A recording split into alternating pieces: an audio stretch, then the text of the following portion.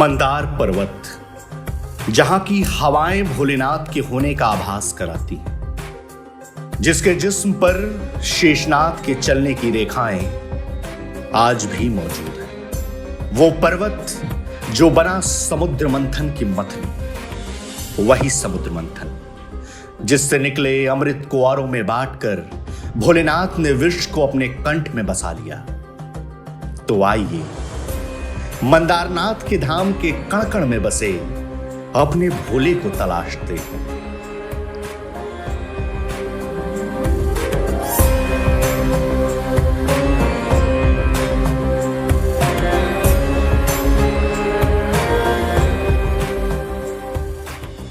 नरनारी और शासक थे नारायण भी जिनके उपासक। कुछ विशिष्ट धामों में यह भी एक धाम था, नाम जिसका मंदारनाथ धाम था। देवभूमि की थी अवधारणा, जागृत होती थी जहां मानव की चेतना, भक्ति में रहते हैं जहां जीव, कण कण में बसते हैं वहीं शिव।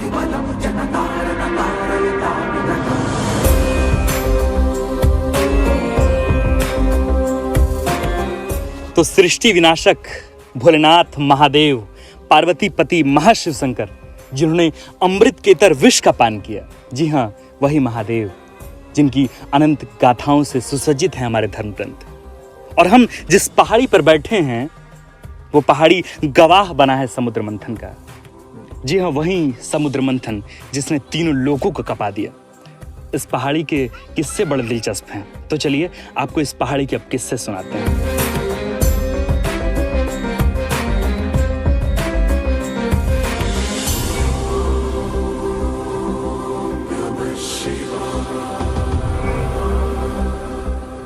भगवान विष्णु के अवतार हुए हैं मधुसूदन, जिन्हें बाबा मधुसूदन भी कहा जाता है।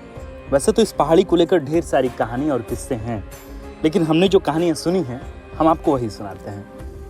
एक बार की बात है कि बाबा मधुसूदन के कान के मैल से पैदा हुए दो भाई, जिनका नाम था मधु और कैटव। बाद में ये भाई बहुत उत्पात मचाने लगे, तो भगवान विष्णु को कई हजारों साल की लड़ाई इन दोनों भाइयों से लड़नी पड़ी और अंततः भगवान विष्णु ने मधु के सर को कलम कर इसी पर्वत के नीचे दबा दिया और उसकी वीरता से खुश होकर भी यहाँ इस पहाड़ी पर उसकी एक आकृति भी बना दी। लेकिन इस पहाड़ी के एक दिलचस्प किस्से और भी हैं, हम आपको वो भी बताएंगे। तो चलिए आपको इस पहाड़ी की सबसे अद्भुत कथा सुनाते हैं। जी हाँ, किसी मंदार पर्वत से समुद्र मंथन किया गया था, जिसकी प्रमाणिकता खुद विष्णु पुराण में मिलती है। और इस समुद्र मंथन किनके बीच किया गया? इस समुद्र मंथन खुद दानवों और भगवानों के बीच किया गया था। इसी समुद्र मंथन में 14 रत्न निकले थे, जिनमें मुख्य तौर पर 2 अमृत और विष निकल कर आए। विष का पान तो स्वयं भगवान शंभु ने कर लिया, इसलिए तो शायद उन्हें नीलकंठ भी कहा जाता है।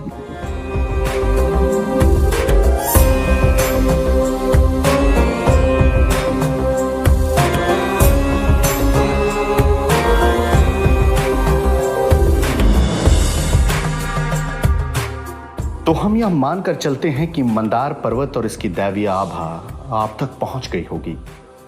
द अनडिस्कवर्ड की हमेशा यह कोशिश रही है कि आपके समक्ष केवल इतिहास की गठरी को ही ना खोला जाए, बल्कि वर्तमान के परिदृश्य में भी उसकी महत्ता को समझाना हमारी जिम्मेदारी है, ताकि यह बात हर उस कान तक पहुंचे कि हमारा बिहार केवल था में नहीं, है में भी जीता है।